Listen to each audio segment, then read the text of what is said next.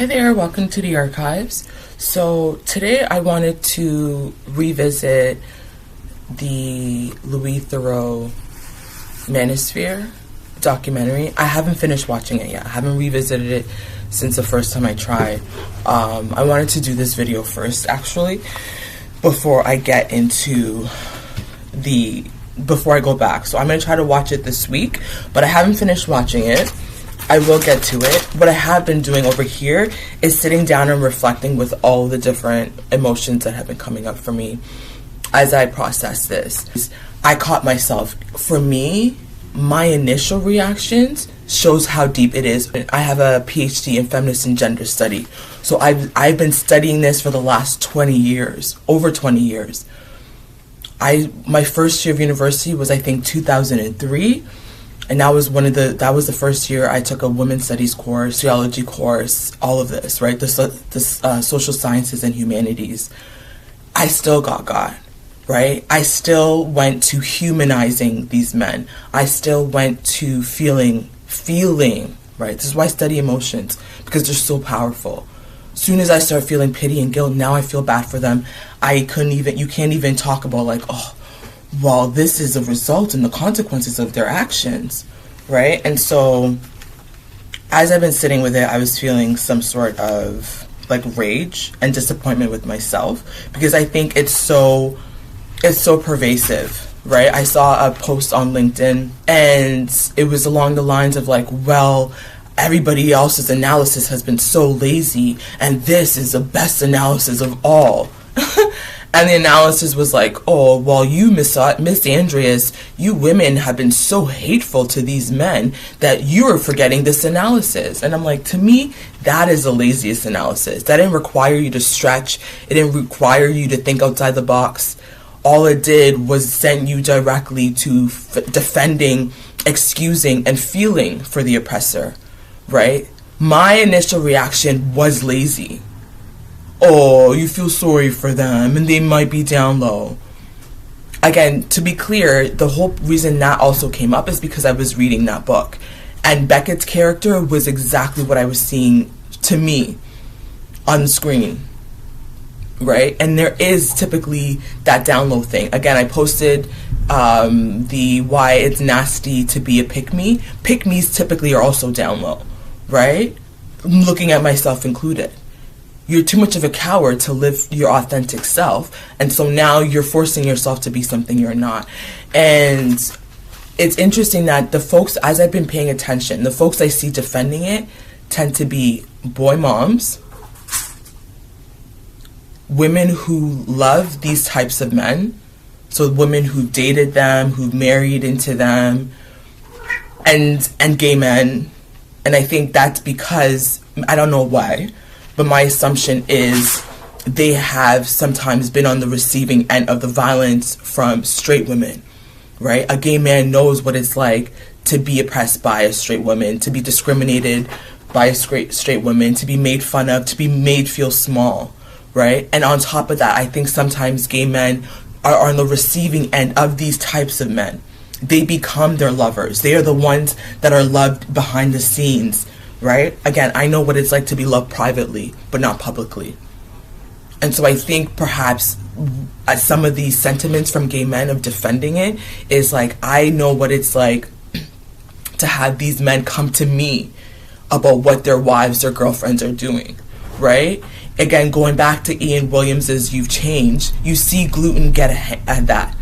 Right? Beckett comes to gluten and it's like, oh, my wife, and she's this shallow, and she's getting another surgery, and no, she's getting a BBL, and so gluten is getting this image, and which is what most of the mistresses do, right? The side chick usually feels bad for the man because he's coming sobbing about how bad his wife is, how annoying his girlfriend is, how she made him feel small. And so the side pieces usually will defend these men because they're the ones who these men come to pour out. They're the ones who these men are vulnerable with. And so I think that says a lot. Those of us who started with feeling bad, feeling sorry for them, humanizing them, is because we know what it's like to love these men. They're our fathers, they're our sons, they're our grandsons, our nephews, our cousins, our brothers, right? And so there's this need to defend them. And I think that's a whole part of patriarchy. You wouldn't, if, let's say, a Klansman, right? A KKK comes on there and says, well, I'm so sorry we lynched your family, but you N-words, you blacks, should have been nicer to us. We gave you freedom, and you turned around and sold us out. Now we sold you out? You literally sold, right? So the whole bait and switch. Now you're supposed to feel bad for white supremacists because we should have been so grateful. When it's race, we understand how weird that is, right? That dynamic is so really, really weird. And so I just wanted to come in and just apologize to anybody who's ever been a survivor of these men. I'm so sorry. I should have started there. I'm so sorry. The documentary should have started there. This is what it's costing women all over the world. Maybe it talks about the high rates of these men that kill, this ideology that literally kills women. It has us, men are killing us because you're justifying it. Well, they're nothing. They're not human. They're beneath us. They're our rib. It's okay if you kill them. And so we're humanizing them. My first instinct, after all men have done to me, right? And men have done stuff to me since childhood to now. Men have brutalized me. My instinct is still to have empathy. That's some deep, deep, deep conditioning. That's some deep, deep, deep conditioning. That is some weird Stockholm syndrome. And we all do it. And most of us. And the ones who don't do it, now they're the problem. Those feminists who don't, you heartless feminists, you misandrists, you hate them. You should face yourself. You are the problem. You should have never made fun of them to get to this level. Wow, because victim blaming is so revolutionary. You were just so revolutionary. Never seen anyone victim blame before. So I apologize. Because I know what it's like to have a man try to destroy you, who you thought you could change, who you thought you could love, who you didn't realize how much of a conservative they were, or even when you did, you decided to overlook it, and they still made you their target. You really think you could be in solidarity with them. You think you can love these men, and they will show you there's nothing about me to love. I do not ever love you. I say I love you, but my actions will always show that I hate you. And now they flipped it.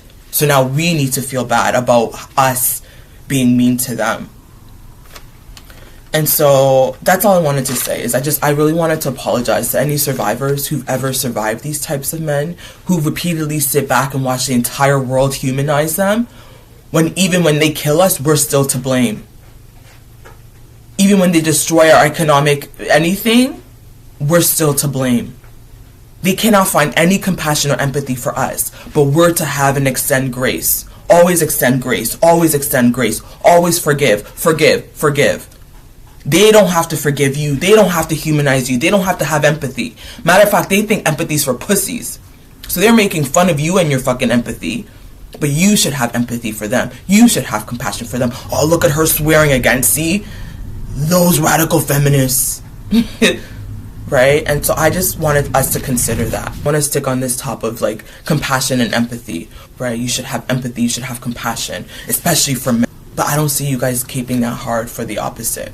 Because when I did my dissertation looked specifically at Black African American here, not just United States, because I think sometimes, again, with Bad Bunny's Super Bowl, got the conversation started about like America's not just the United States, America's Canada, America's Central South America, right? And so when I did my dissertation, I looked at Black African American feminists, including Canadian Black feminists, but specifically the hyper-empathic folks, right? The hyper-empathic Black women who feel too much, who are inundated and bombarded with other people's stuff. And I used Octavia Butler's Lauren Olamina from her parables, Parable of the Sower, Parable of the Talents, because Lauren's character felt very familiar to me as somebody who feels a lot, right? And in a way that typically makes me stand out as like not Black, right? Or not Black enough. She's feeling for these misogynists. Yeah, it is problematic. There is a divergent, there is a neurology part to this, is what I'm trying to say. Right, so there's a reason why I focus my dissertation on that. Lauren feels, you see her. Somebody gets shot and she feels it like her own. A dog gets hit and she feels it like her own. There are some of us who really feel other people's pain. And so to do bad to them really feels like it's hurting us. And people don't understand that, right? Why don't you have a bigger clap back and do this? And it's like, yeah, I do, and I will, and I want to, but that's not my innate thing. I don't know what that is. That has never really been my innate thing. Right, and that's also been conditioned. That's also part of the conditioning. I was thinking recently, I saw somebody, I think it was one of the NDP panelists, was saying that they were raised where if a bully is doing something to somebody, you stick up to that bully. That's not how I was raised. I was thinking, wow, that's different than how I was raised. I was raised that when there's a bully bothering you, you ignore them. Because they're seeking attention. This is how my parents raised me, especially my mom. When there's a bully, you would just ignore them. Because they're seeking attention. They want to seek your attention, and by giving them attention, it makes them feel powerful. That's how I was raised. You turn the other cheek. Because we're Christian, we're Catholic. I wasn't raised that you have to come at them with the same sort of energy, right? And so I think that's also what I'm seeing, is a lot of us have that conditioning still. That religious indoctrination of like, oh my God, especially because God is a man. So how dare you not feel bad for these men? God is a man. God would have grace for these men, so why don't you have grace for these men? Why don't you forgive these men? These men will dog you out, apologize and still dog you out, never change, because narcissists don't change. So that's what I'm thinking about. I've been reading, I've been reading Mothering the Mother. I'm going to come back and do a post on this later. Mothering the Mother, African American Postpartum Traditions, Recipes, and Healing. And on page 3, it kind of gets to this topic, right? Oh, it's written by Shafia Monroe. There's a foreword by Erica Badu. But on page 3, I wrote down Lauren Olomina. It says, I learned about African American healing recipes and postpartum traditions because my parents and extended family recognized the healer in me. They taught me that healing was part of my legacy as an African American. As a child, I could feel uneasiness in people and animals, and I gravitated towards those who I felt needed my help. Right? So when you're a type of person, you're always taking on projects. You just feel bad for everybody. And so people will literally be playing in your face, disrespecting you, and you're just like, oh, but the trauma. Don't you see? This is why they're doing it. We're always trying to understand why people hurt us. He just abused me because I made him feel bad. And so everybody else blames you. Well, look how mean she was to him. And that book we read last year on why does he do that, about abusers, that's a tactic. They rally people to be on their side, and everybody really feels bad for them, and they will really hurt you, and you are to blame, because remember that one time and you lost your temper after holding it in for all those years. Now they took a screenshot, and now everybody's seeing how you lost your temper, and you deserved what you got. You're like, I don't think that's how it works, but it's so seductive. It's so seductive, right? So it's really complicated. I'm just going to go through my notes here, especially with the brain stuff, right? Again, not to use mental illness, mental health, or any physical health as an excuse, but we do have to acknowledge that there are, for folks on the spectrum, folks living with ADHD, anxiety, bipolar, schizophrenia, right? Your way of moving through the world might look different than other people. And so you shouldn't feel pity for a human trafficker. You shouldn't feel sad for a white supremacist. You should not be finding empathy for a rapist. But that's what we do, because again, they were made in the image of God. So yes, he raped you, but you as a child, you little 3-year-old, you should not have been seducing him. Don't you have empathy? You should not have worn those shorts. You asked for it. Oh, and you were drinking? the victim blaming. Like, how is that revolutionary? That's the laziest analysis of all. And so it's wrong, but we do it. We feel bad for misogynists. And again, we don't extend that same level of compassion for their victims, for their survivors. We just don't. Don't lie to yourself. People have more empathy for my abusers than they do me. They understand why they abused me. Now it makes sense. Oh, yeah, I see why. I see why you did her dirty. That bitch. She deserved it. You should have gone to her harder. Yeah. And so I just wanted to apologize because I saw myself get into that. How revolutionary is victim blaming? I already just said that. It's also why desperate pick-me's are the ones defending them, right? Because these are the men that we love. These are their boyfriends. These are their fiancés. These are their husbands. They're raising these men as sons, their grandsons. They just see the human in them, right? And also it's really hard it's also hard when we see that, because then we feel guilty. Oh, we love these, and especially the boy moms. Boy moms are denial. They're delusional. They will defend their sons to the end of the world, even if he's a murderer that's killing women. He didn't do that. He shot you because you talked back. He slit your throat because you wouldn't shut up about it. This is what it sounds like. It sounds crass when you get to that level, but that's all it is. You should have known your place, little girl. You should not have done that to my son. Right? And so I think that's why you're seeing a lot of boy moms feeling that guilt. Oh my God, this is a monster I raised. I raised a good son. I didn't raise a monster. They can't face it because then they're culpable. Then they're complicit. And I think that's what happens with some of us. We are pick-me's who have done really disgusting things to women, and so now we have to defend these men because we just threw these women under the bus. We can't defend them. We have to stick with our men. These are the men that are paying our way. We need these men for our survival. My son pays my rent for me. My husband covers all the bills. I'm not going to defend you. What are you going to do for me? My survival is on this man and being loyal to this man. So we throw other women under the bus. It's lazy. It's not actually revolutionary at all. Having empathy for these men is not revolutionary. Having pity for them is not revolutionary. Excusing it because they can't be who they are is not revolutionary. Because they will still lay in bed with their religion, who tells them that they can't be who they are. So it's not me that's keeping you from being who you are. What's keeping you from being who you are is what you're defending. Right? So I definitely got caught slipping. And I so apologize for that.